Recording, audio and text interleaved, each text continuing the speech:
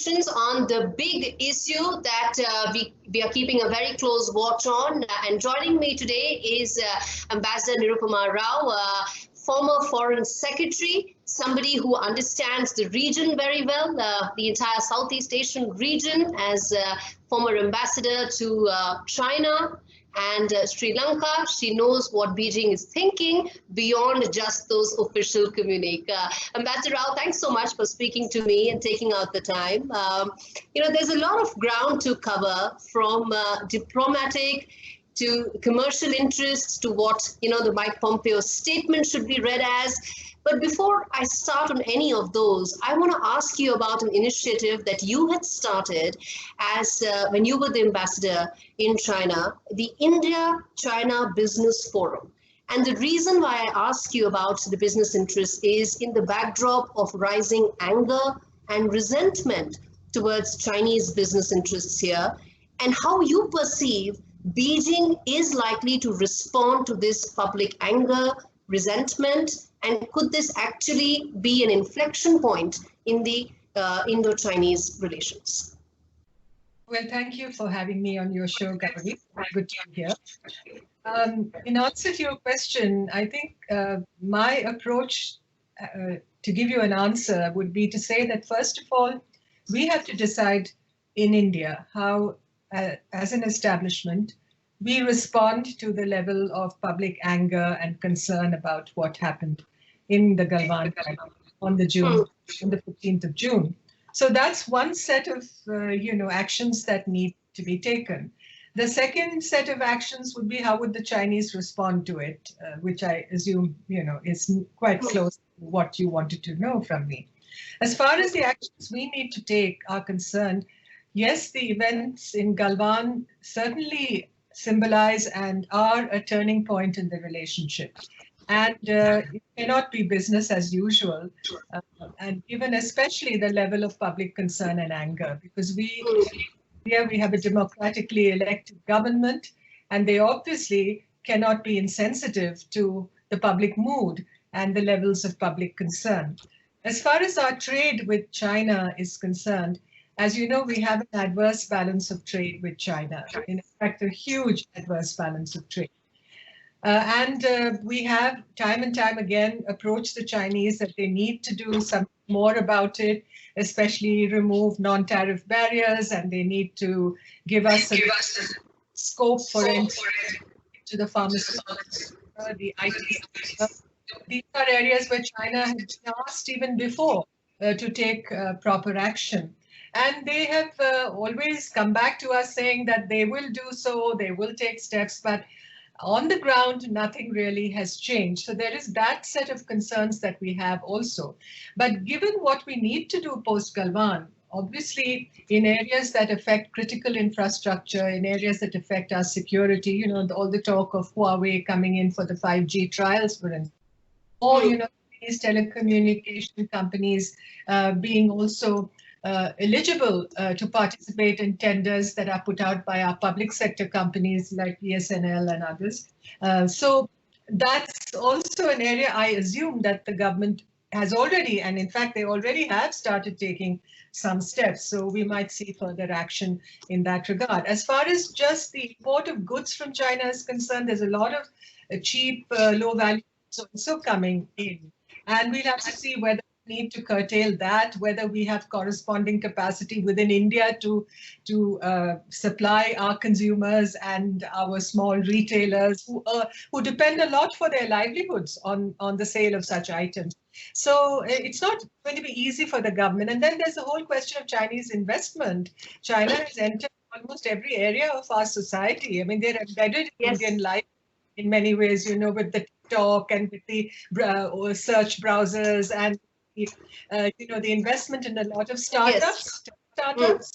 So these are all areas, I think, where the government will have to take a very close and hard look and see what kind of action we can take in order to bring down the level of Chinese impact and influence in many ways. If you have followers on TikTok, that points to The reason why I started this conversation with the business aspect is simply because, even after Doklam, there was a lot of noise about, we got to really boycott Chinese goods. And a couple of months down the line, it became status quo and business as usual. This time around, there seems to be greater intent. And the reason, again, more focus on businesses because, frankly, whether it comes to Tibet or Uyghur Muslims, we seem to be still, pussyfooting in terms of really taking a hardened position. So it comes back to maybe just a business sort of a response as against what the Chinese aggression has been. Is that how you perceive it to be? Well, I think we have to guard against too emotional a response to China at this point, because China is a neighbor, and I'm not saying any pussyfooting, as you called it, is involved here. China is a neighbor. We share a long, unsettled land border with it, and recent events have shown how, overnight the situation can go from bad to worse. And conflict and rising tensions cannot be in the interest of either country. So obviously that's why governments are engaged in an attempt to disengage and to create a de-escalation regime in the areas along the line of actual control, particularly in the Western sector, which has been affected by the recent developments. So we have to look how on the border we try and de-escalate. We have to see what actions we can take on the trade and economic front. And that's in terms of internal balancing also what we need to do, looking at coronavirus pandemic situation, the state of our own economy. So, all these things are interrelated. We cannot compartmentalize these. On the other hand, what we can do in terms of our relationships with our and partners, how we can create a better equilibrium in which to face the Chinese challenge. So actions are required on a number of these fronts. Okay. How do you respond to fresh reports that have come in after those talks of disengagement, where it looks like that new but fortified encampment has taken place by the Chinese, again at the Galwan Valley, at PP14, the Petro Point 14. Is this symptomatic of how Chinese perceive this entire disengagement exercise to be, that there's going to be some sort of softening of position from the Indian side, but nothing that will come in from the Chinese? Well, I would prefer to confine myself to what the government has been saying on this issue. And the government is saying that the disengagement process is underway, that talks are ongoing, both at the diplomatic and military level. So there is a genuine attempt underway, I believe, to see how we can deal with the situation. Now, if you have plethora of reports and analysis of what the satellites are saying, and there are a lot of new, if I may say, for want of a more extreme adjective, new experts who are coming in and saying, this is happening, that is happening, this is the conclusion we can draw from a set of photographs. So I think I believe we must guard against too much of this hyper-analysis that is going on. And it is in the national interest for us as a people not to speak war with China. At the same time, while we stand resolute and firm on our territorial sovereignty and integrity, there's no question of us not standing firm. But we have to seek avenues to replace disputes with more harmony and concord in a way that preserves our interests, that enables a channel, a way forward for us to build a more mutually beneficial, mutually sensitive relationship with China. I don't think all avenues are closed. It's not that even if what happened in Galwan is a turning point in the relationship, we should not regard it as a breaking point. Understand? I think we should not regard it as. And so when we look at all these reports about the Chinese building further structures and all, I think we should wait to clarify these matters. It's not for us in the media or the public domain to begin to sound the alarms on this. I'm sure the government is cognizant of the interests of the nation and will act in the best interest. So, in your assessment as former foreign secretary, as somebody who understands foreign policy so well, you understand how the Chinese think. How do you respond to India's response so far? Have you been satisfied? Especially, the last couple of days, there was still some confusion about India's clarification. Some felt it wasn't perfect. Some felt it led itself to a certain amount of interpretations. How do you respond to how we've responded so far? Well, on the diplomatic front, we've taken the right steps. It was our foreign minister who reached out to his Chinese counterpart on the 17th of June to have a very frank, candid, and open and transparent conversation about what we felt about this turn of events and how this premeditated on our troops on our patrol, had led to such tragic consequences, and that the Chinese should, respond satisfactorily to our concerns as we've expressed them in that regard. And then subsequently, in the Russia-India-China trilateral also, we participated despite the fact that, the China-India relationship had received such a jolt as a result of Galwan. And I think that points to a certain maturity and a long-term vision on India's part. So that's point one.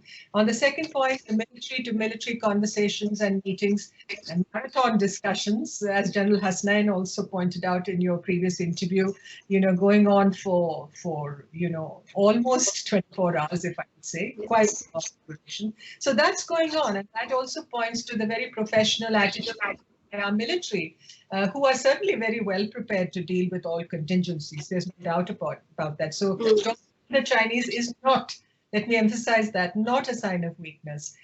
Thirdly, on the issue of communication, of course, people have talked about the need for strategic communication in this regard, at this juncture, at this point of time, and that the government must be much more regular and systematic and responsive as far as the questions which are coming in from the media and the public space are concerned.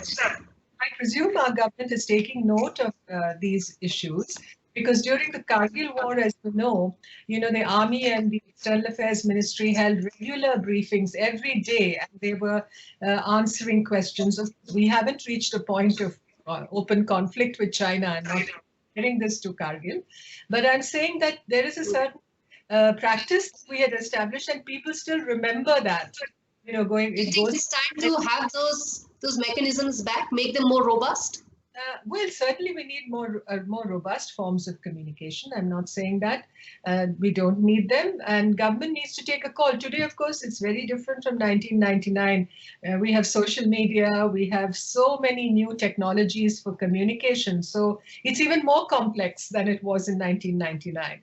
So the government has to navigate its way through this complex, terrain of communication and make sure that its message reaches the people at the right time, that there should be no delay in interpreting any, messages that are coming from the public, let's say, or spreading the public space. So the government should be able to always introduce and follow a correctional course on the one hand, and on the other hand, a course that makes more transparent the situation and is a more illuminative course also. So a correctional course and a more illuminative course.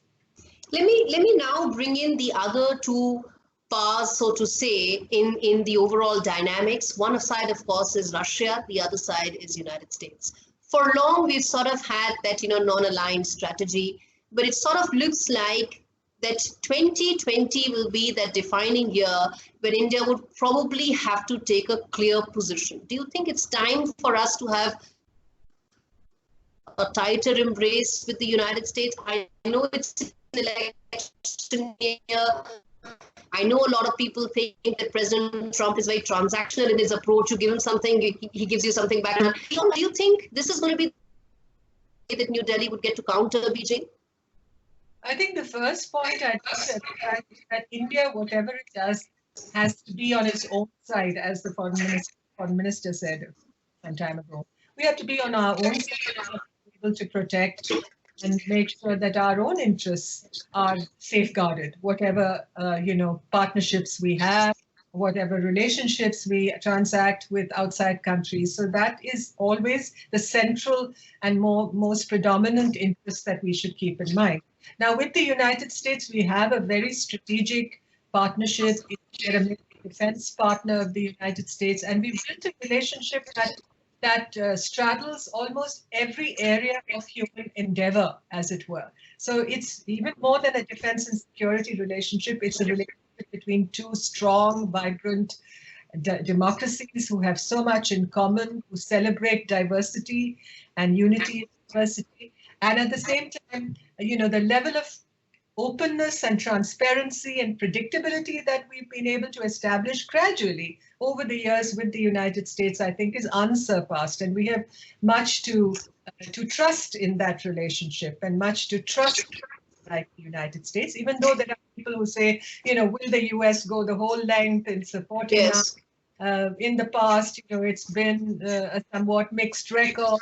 But I think we should trust, and we can afford to trust the United States for doing the right thing with India, and for India to do the right thing with the United States. So that definitely is one relationship that we should look at how our interests can be more closely aligned, given the rise and emergence of China and the fact that China is such a looming presence in our neighborhood and in the Indo-Pacific. And the United States themselves senses it. They say they've entered an era of competition and they're moving away from the era of engagement with the United States.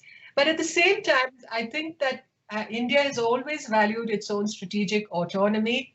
And I think like other countries in the region, whether it's the Southeast Asian countries or whether it's Japan, Australia, Vietnam, Indonesia, we as Asian countries would like to take a lead definitely in crafting the strategy that we need to put in place for dealing with the rise of China. And so that it can't be although the US is a leading superpower. But it's been found wanting. It's been found wanting on several occasions in the past. The point is, I'm not here to critique how the US has behaved in the past, but I look at the future and I look at the need for India to very, very closely align its strategies and its approach to how we deal with our friends and partners in the region also, even as we seek to align more closely with the United States. Because as one analyst said recently, an American analyst, in fact, the US cannot commandeer the interests of every other country in the region.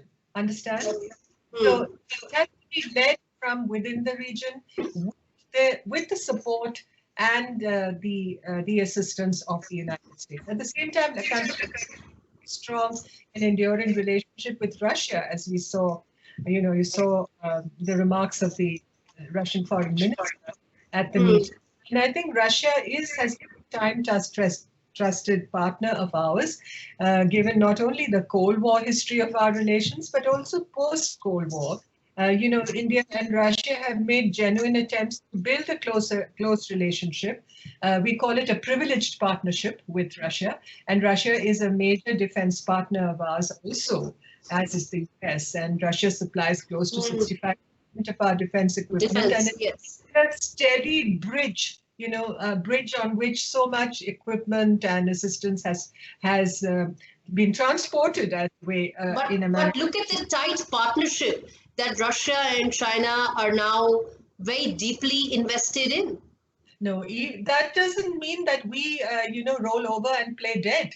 I don't think that's the answer. I think we as a country, a power in our own right, a major power, and as our government likes to say, a leading power, we should have the capacity and the inbuilt strength to be able to leverage various relationships. It's not that we don't have leverage in our relationship with Russia, or that Russia sees no leverage in its relationship with us. It values this relationship. I know with China, because of Russia's isolation from the West to begin with, and the post-Crimea developments, the post-Ukraine developments in 2016, and the collapse of Russia's relationship with the West, Russia has been drawn into the Chinese orbit, as it were, in a way, secondary position to China. And I don't think that is a position that makes Russia comfortable or sanguine in the long run.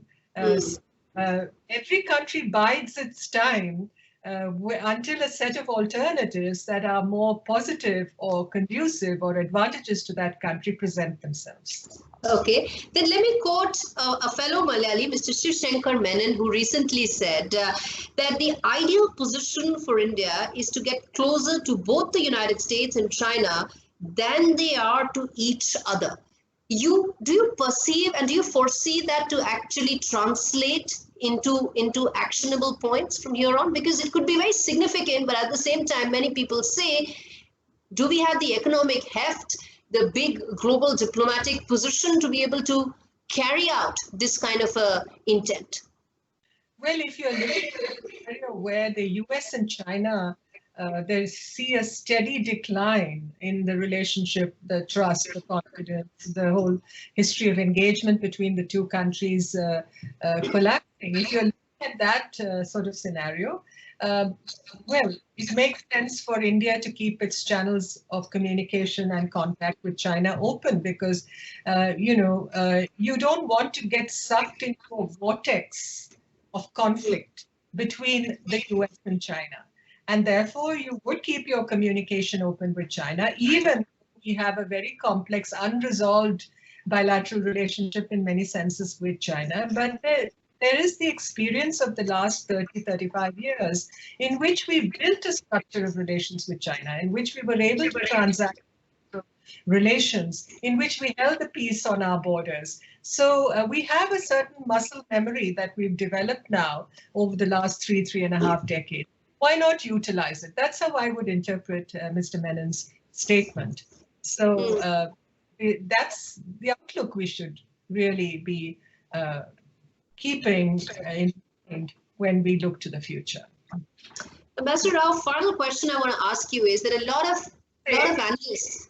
If I may also add that, the US is going into a presidential election, and we don't know what the outcome of that election is going to be, whether we will have another Trump presidency, in which case you can expect more of the same that we have seen in the last 4 years. Or you may have a Biden presidency, a Democratic administration in the White House.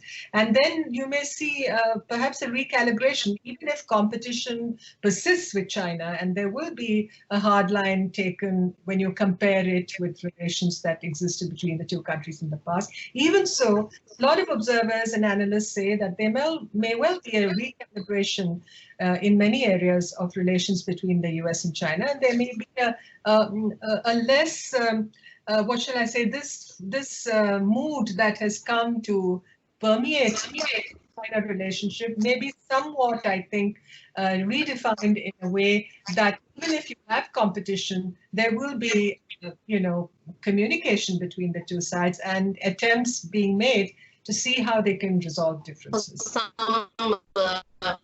repositioning. It's repositioning. Yes. Not a reason, but a reason on some of the issues, whether it's trade or whether it's, the situation in the Indo-Pacific or, North Korea, let's say, or, each country seeing that we need to use the other country to make sure that things do not really slide into conflict and open confrontation.